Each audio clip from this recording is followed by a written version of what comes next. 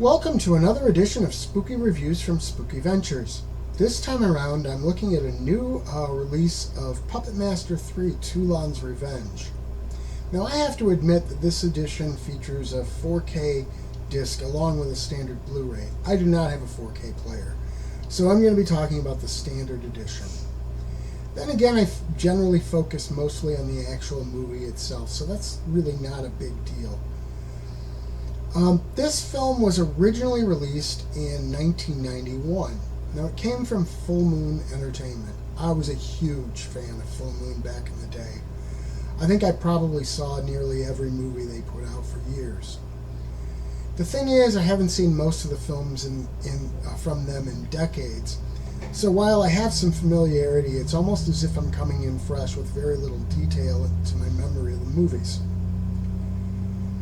Now, it may seem odd just reviewing a third movie in a series without having reviewed the ones that preceded it. The thing is, this one is actually a prequel, so in a manner of speaking, it is the first movie, even though two were released before it. Now, puppeteer Toulon is operating in Berlin in 1941. He does shows for children, but delivers anti-Nazi messages along with it. That arouses the interest of the Nazis, and they decide to arrest him. Nazi scientist Hess is interested in the fact that Toulon apparently has the ability to make his puppets come literally to life, and wants Toulon brought in alive. He has goals of reanimating dead soldiers in a very reanimator kind of way.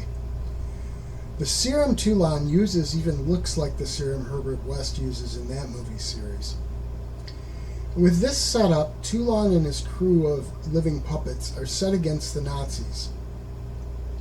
While it may sound like an action film, this is definitely a horror movie, but there is a revenge angle to it, and you are definitely on the side of the killers.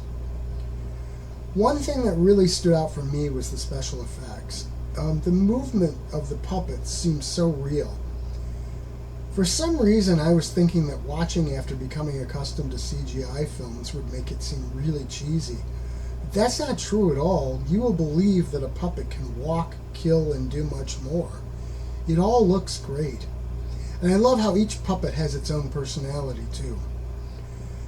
The movie is pretty bloody and can get nicely brutal at times. It's not a film that pulls a lot of punches. Overall, this is a movie that holds up remarkably well. And there are a number of bonus features too. For me, the coolest of those is the commercial for Puppetmaster toys, but the Full Moon behind the scenes video was nostalgic for me. I remember that they used to do those all the time in the day, and I loved watching them. Although, now it seems a little dated. All in all, I really found this movie still relevant and essential even all those years later. Sure, it was a low-budget indie film, but it deserves to stand alongside big studio horror films.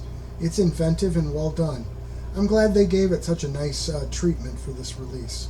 Spooky Ventures is the home for spooky content and spooky merchandise on the web. Check it out today at spookyventures.com. And remember, always keep it spooky.